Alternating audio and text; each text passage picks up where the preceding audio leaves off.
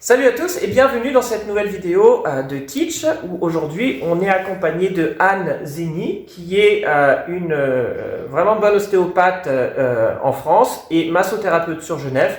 Aujourd'hui on a la chance de pouvoir lui poser quelques questions sur la pratique du skate et de qu'est-ce qu'il faut faire pour bien se préparer, qu'est-ce qu'il faut faire pour après les séances de skate pour vraiment entretenir son corps et tout ce qui va avec. Donc Anne, merci d'être là et est-ce que tu peux te présenter juste en quelques mots et nous dire ce que tu fais, depuis combien de temps tu le fais et où tu le fais. Voilà. Oui, alors moi je suis ostéopathe depuis 2007 en France. Voilà, j'ai eu l'occasion de travailler en cabinet avec des podologues, avec des médecins, voilà, des pédiatres. Sur Marseille? Sur Marseille, oui, ça dans le sud de la France, oui. Et maintenant, je travaille un peu en Haute-Savoie, toujours en tant qu'ostéo. Et puis surtout, j'ai ouvert un cabinet sur Genève pour de la massothérapie. En fait, j'ai mis au point un massage, donc j'ai un diplôme aussi en massage, et j'ai mis au point un massage qui complète le massage classique avec quelques notions ostéopathiques. Voilà, donc c'est un massage qui a des vertus un peu différentes, thérapeutiques, et que je pratique donc essentiellement sur Genève. D'accord. Et ça, c'est après toutes les années, ça fait depuis 2007, donc ça fait... Voilà. Je suis pas bon en calcul. Depuis... ça fait plus de 15 ans. Ouais. Donc, ok. Donc, tu as mis ça en place après toutes ces années, toutes les expériences, tout ce que tu as pu voir dans ton métier et tout ce que tu as aussi fait en sport et tout ça, parce que du coup, tout ce qui est le corps et l'ensemble du corps, tu t'y connais plutôt bien et c'est ton truc, quoi. C'est ta passion, c'est ton truc. Ah oui, c'est ma passion, oui. C'est pour ça d'ailleurs que j'essayais j'ai toujours idée de mettre au point quelque chose d'efficace en rapport avec ce que je peux rencontrer en cabinet. Et c'est pour ça que ce massage est un peu le fruit de cette idée en fait, qui est un peu un mélange entre le massage et la séance d'ostéo. C'est surtout aussi pour permettre une récupération plus facile. Souvent, on dit qu'après une séance ostéo, il ne faut pas faire de sport pendant un jour ou deux, même un peu plus selon ce qu'il y avait, pour éviter, pour laisser le temps au corps de se rééquilibrer. Et le fait de faire une séance plutôt de massage, donc les techniques que j'essaye de mettre en place sur ce massage, sont plus facilement gérées par le corps par la suite, donc ce qui permet de garder une pratique plus régulière en fait. On n'a pas besoin de stopper la pratique de sport après un massage comme celui-là. D'accord. Donc c'est plus réalisable que la séance d'ostéo peut-être. En tant que skater, moi je pratique le skate depuis des années, j'ai été pro pendant des années et pour tous ceux qui peuvent nous regarder et qui ont envie d'apprendre à devenir meilleurs et puis vraiment évoluer dans le sport, pour toi en tant qu'ostéopathe, massothérapeute, pratiquant depuis des années, quelles sont les parties du corps qui sont les plus sollicitées en skateboard par exemple? Alors les parties du corps, ça serait plus les chevilles dans un premier temps.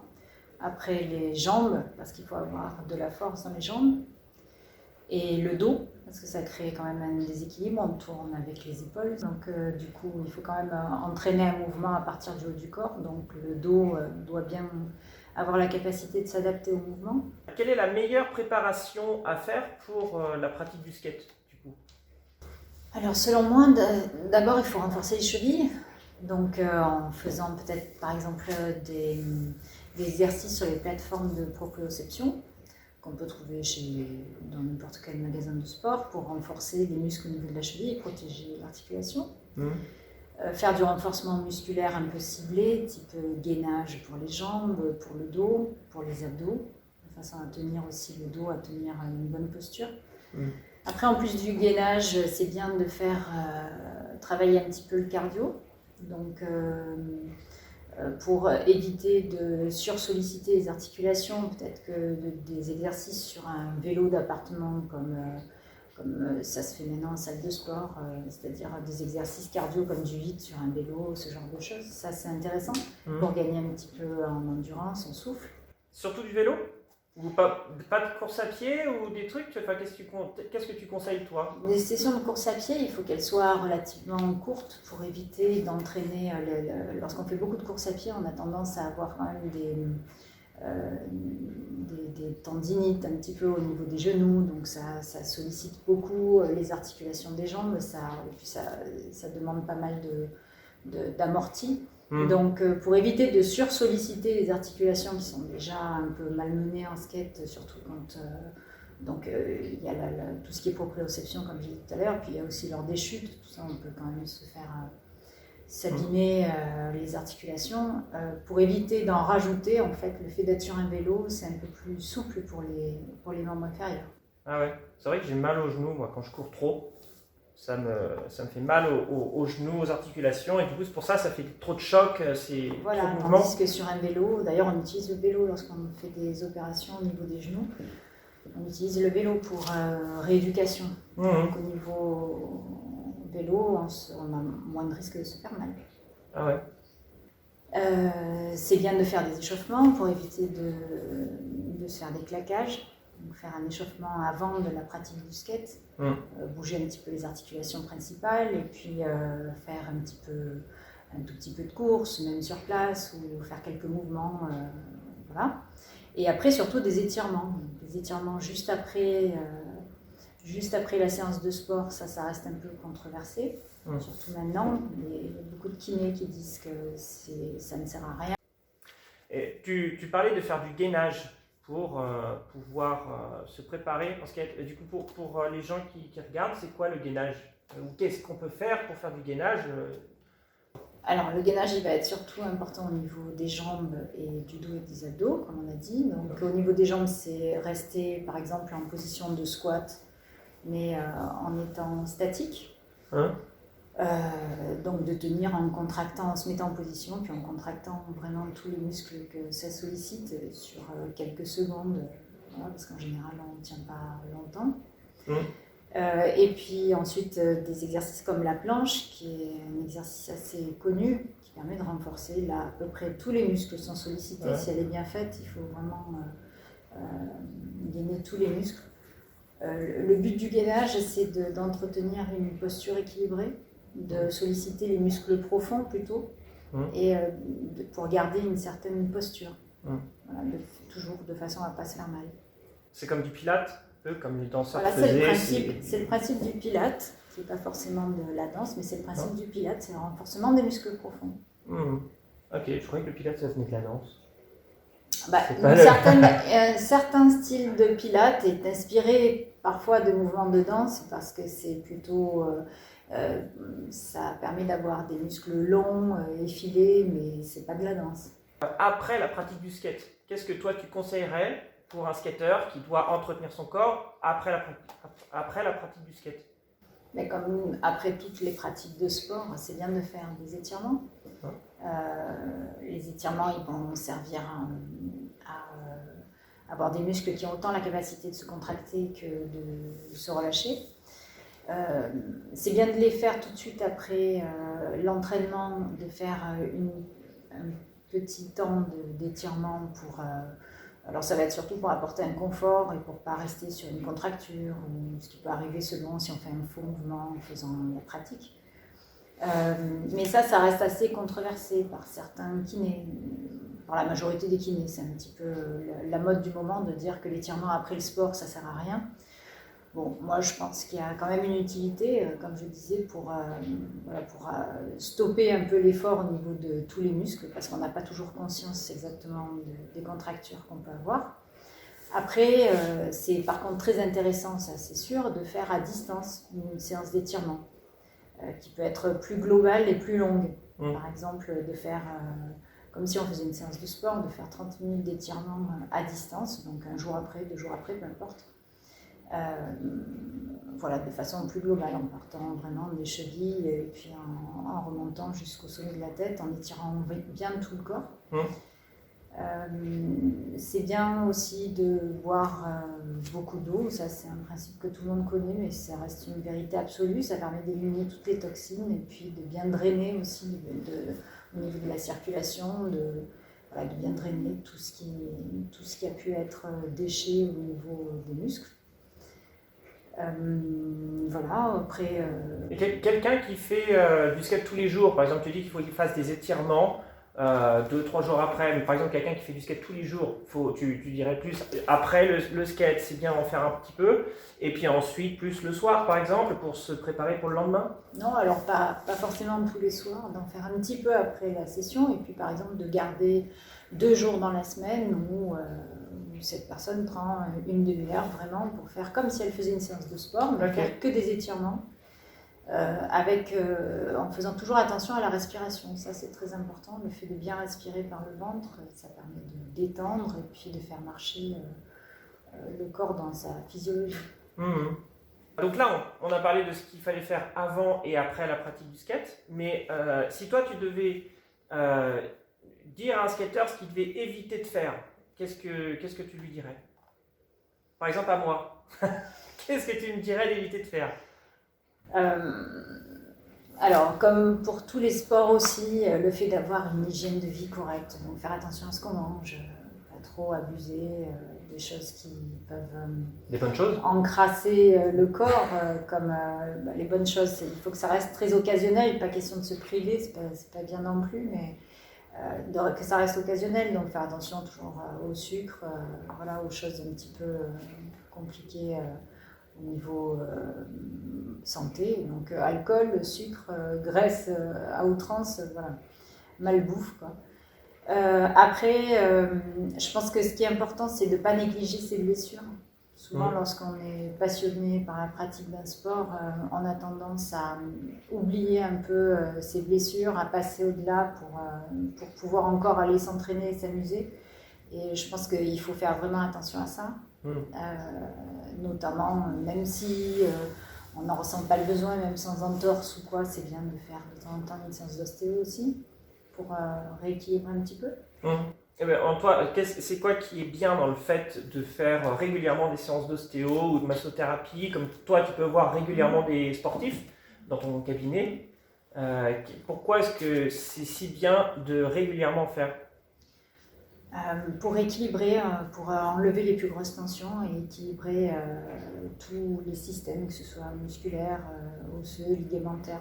En fait, moi je fais maintenant de la massothérapie pour une raison, c'est que j'ai fait un peu l'intermédiaire entre le massage classique qu'on connaît et la séance d'ostéo. Donc c'est moins traumatisant pour le corps, c'est beaucoup plus doux au niveau de la pratique, mais tout en étant puissant parce que ça part des pieds jusqu'à la tête. Et puis le but est vraiment de rééquilibrer toutes les tensions à tous les niveaux, voilà, pour un maximum de fonctionnalité. Et ça s'appelle, c'est le mot, c'est la quoi? massothérapie que je fais. C'est du fonctionnel, c'est ça? Oui. C'est une technique basée plutôt sur la technique ostéopathique fonctionnelle, mélangée au massage, on va dire. Et voilà, c'est un style de massage, on va dire, que j'ai élaboré pour spécifiquement voilà, libérer des tensions dans le corps. Parce que du coup, en tant que skater, c'est comme tout sportif, on peut pratiquer son sport, mais sans se rendre compte qu'on a des blocages et qui du coup peuvent entraîner des plus gros blocages et puis des blessures du coup, peut-être chroniques ou même des choses qui peuvent... Oui, par exemple, une simple tension dans le dos, le corps va très vite essayer de la compenser pour permettre justement le mouvement sur la planche. Et donc de cette tension va naître une autre tension forcément, et puis il suffit qu'il y ait une chute ou quelque chose qui vienne se rajouter à ça, et le corps n'a plus la capacité de compenser encore le mouvement ou le choc, et c'est là où il y a la blessure. Ouais. Et donc tu disais tout à l'heure que le fait de faire du gainage dans la préparation de la pratique du skate, c'est important, et justement pour éviter tous ces blocages et ces blessures qui peuvent être engendrées. Et donc c'est des choses qui se complètent, le fait de bien se préparer, d'aller voir quelqu'un qui peut justement régler régulièrement les blocages qui peuvent se faire. Voilà. Donc c'est un tout. Voilà, c'est un tout. Il faut penser à avant la séance, pendant la séance, après la séance, et puis comment appréhender la séance d'après, quoi. Ouais, ok. Et sur du long terme aussi. Parce que le fait de faire de temps en temps une séance d'ostéo, de faire des massages régulièrement, d'entretenir son corps, c'est pour le futur, quoi. Ouais. C'est quelque chose, c'est pas juste un shot, quoi, c'est du long terme. Ok. Cool. Ouais, c'est vrai, parce que moi, en tant que skater, j'ai plein de.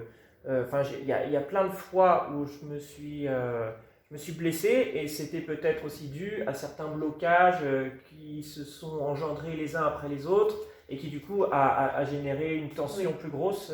Et en général, la blessure est plus importante. Parce que justement, la zone est tellement sollicitée déjà au départ avec une tension ligamentaire ou musculaire qu'elle est déjà très fragilisée, donc le choc va engendrer une blessure beaucoup plus importante que si la zone était relativement équilibrée au départ.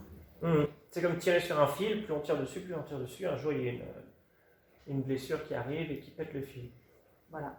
C'est un peu la même chose. Et après, il faut le temps de récupérer, de soigner, de récupérer, c'est pas toujours rapide. Ouais. Et surtout prendre le temps de bien se soigner pour... Oui.